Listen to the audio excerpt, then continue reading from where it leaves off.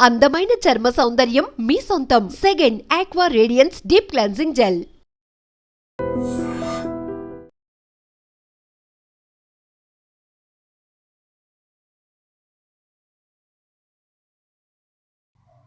నమస్కారం, నేను డాక్టర్ శ్రీనివాస్ చెల్లిమల, సంస్కృతి ఆయుర్వేద క్లినిక్ నుంచి మాట్లాడుతున్నాను.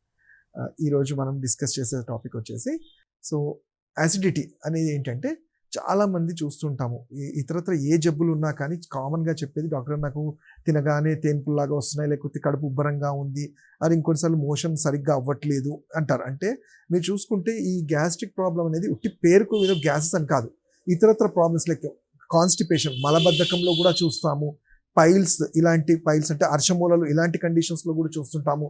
ఇంకా క్రానిక్ కేసెస్, క్రానిక్ డైవర్టికులైటిస్ అంటాం, ఇంటెస్టైన్స్లో ఇన్ఫెక్షన్స్, ఇలాంటి కండిషన్స్లో కూడా కామన్గా గ్యాస్ట్రైటిస్ అని చూస్తాం. అంటే మన శరీరం తీసుకునే ఫుడ్ని సరిగ్గా డైజెస్ట్ చేసుకున్నప్పుడు ఆ గ్యాసెస్ అన్నీ అక్కడ కలెక్ట్ అయ్యి ప్రతి ఆర్గాన్ మీద, ఎందుకంటే మన పొట్టలోనే మన ప్రతి విజరల్ ఆర్గాన్స్ అన్నీ ఉంటాయి, లివర్, కిడ్నీస్, స్టమక్, ఇవన్నీ కూడా ఉండి అక్కడ గ్యాసెస్ ఫామ్ అయ్యి వాటి మీద ఒత్తిడి పెంచి అది ఇతరత్ర జబ్బులకి కారణమయ్యే ఛాన్సెస్ ఉంటాయి. కాబట్టి అసలు ఈ గ్యాస్ ఎలా ఫామ్ అవుతుందో తెలుసుకోవాలి. మనం చూసుకుంటే ఫస్ట్ మనం తీసుకునే ఫుడ్ మన బాడీలోకి, మన స్టమక్లోకి ఎంటర్ అవ్వగానే, మన బైల్ జ్యూస్ రిలీజ్ అవ్వగానే ఈ గ్యాస్ట్రిక్ జ్యూసెస్ అన్నీ కూడా ఫుడ్ని డైజెస్ట్ చేసుకొని చిన్న పేగుల్లో డైజెస్ట్ అవుతుంది. మన శరీరానికి ఏదైతే అవసరం లేదో అవన్నీ పెద్ద పేగుల్లో చేరిన తర్వాత అది మలం అంటే మోషన్ లాగా పాస్ అయిపోతుంది.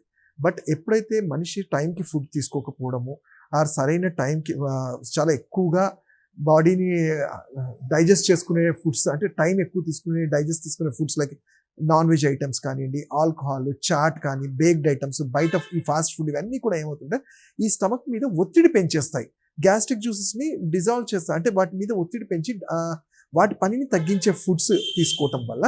అండ్ లేట్ నైట్స్, ఎందుకంటే మనము ఎంత ఎర్లీగా ఫుడ్ మనం తీసుకుంటే 6:30, 7:30 లోపల ఫుడ్ తీసుకుంటే 10 o'clock అనేది మన డైజెస్ట్ అయ్యే టైం, అది లివర్ అనేది మన ఫుడ్ని డైజెస్ట్ చేసుకునే టైం. ఆ టైంలో దాని మీద ఒత్తిడి పెట్టకుండా ఉంటే ఫుడ్ అనేది ఈజీగా డైజెస్ట్ అవుతుంది.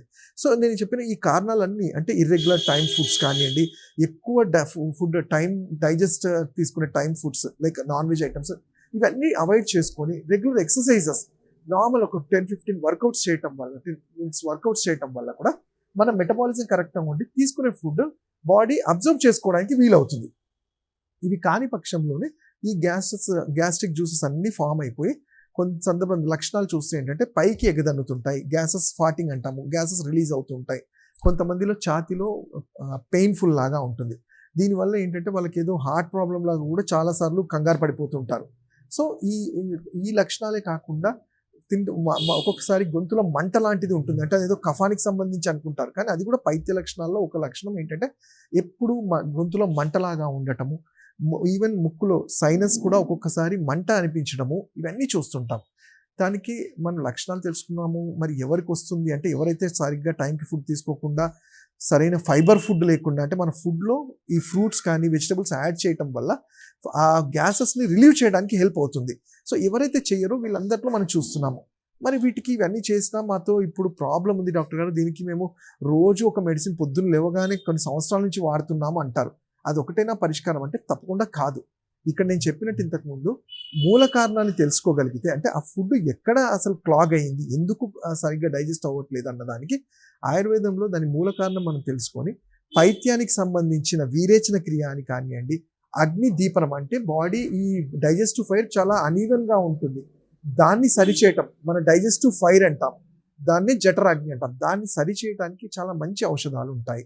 అలాంటి అంటే త్రికటు అని కానివ్వండి, త్రిఫలా చూర్ణం అని కానివ్వండి, ఈ త్రిఫలా చూర్ణాన్ని కూడా బాడీ రోజు క్లిన్జింగ్ చేయడంలో రోజు, అంటే ఉసిరికాయ, కరక్కాయ, తానికాయని సమపాలలు తీసుకొని చూర్ణంలా చేసుకొని కొంచెం గోరువెచ్చల నీళ్ళలో రోజు రాత్రి తీసుకోవటం వల్ల బాడీ ఫ్లష్ అవుట్ చేయడంలో హెల్ప్ అవుతుంది.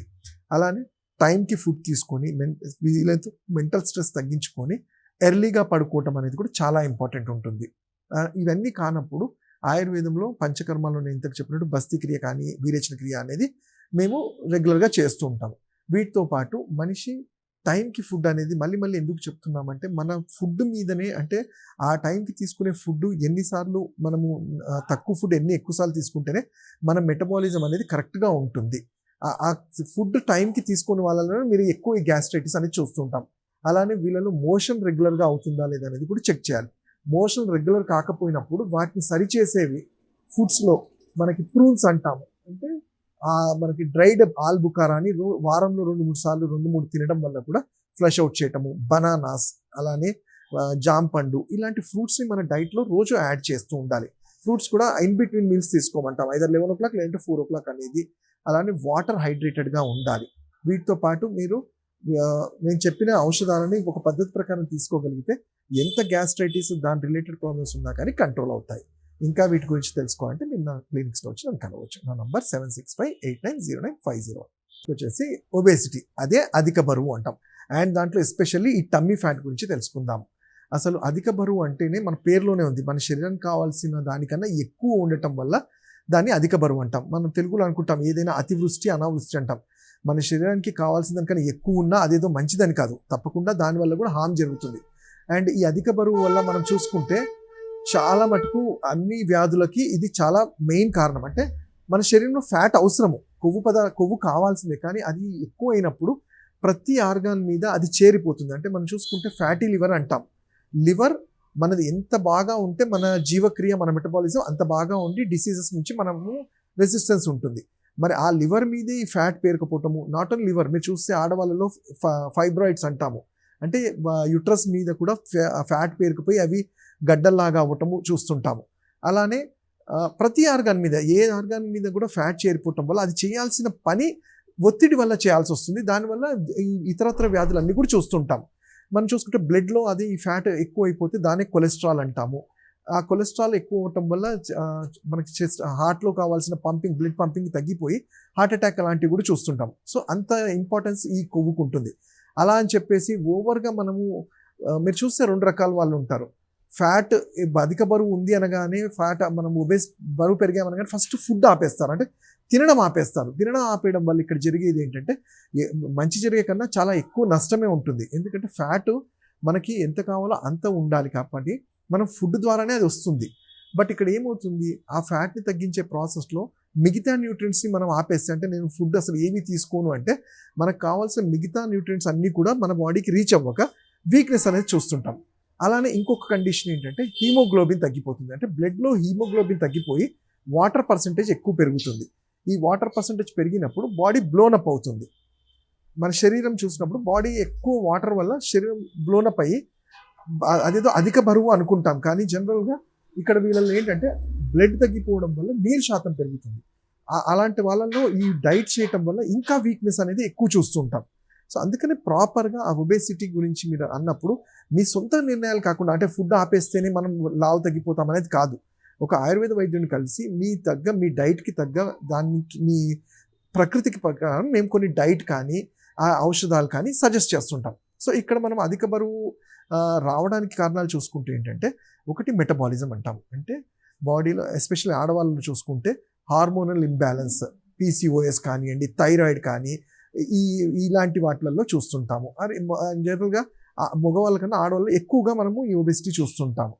అండ్ అలానే ఎవరైతే ల్యాక్ ఆఫ్ ఎక్సర్సైజ్, అంటే శరీరానికి తగినంత వ్యాయామం ఇవ్వకుండా సెడెంటరీ లైఫ్ లీడ్ చేస్తారో, చాలా తక్కువ ఎక్సర్సైజ్ ఉండి వాళ్ళల్లో కూడా మనం ఈ ఒబెసిటీ అనేది చూస్తూ ఉంటాము. అలానే కొన్ని వ్యాధులలో కూడా ఈ ఒబెసిటీ అనేది చూస్తుంటాము. కొన్ని మెడిసిన్స్ వల్ల కూడా కొన్నిసార్లు బాడీ బ్లోనప్ అవుతుంటుంది.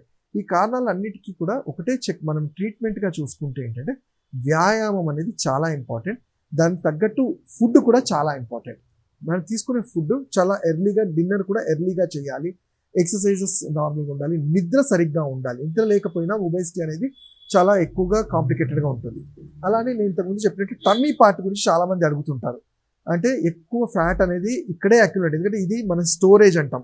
ఫ్యాట్ అక్యుములేట్ అవ్వడం కూడా ఇక్కడే స్టార్ట్ అవుతుంది, లాస్ట్లో తగ్గడం కూడా ఇక్కడే చూస్తుంటాం. ఎందుకంటే ఇక్కడ అన్ని ఆర్గాన్స్ ఉంటాయి.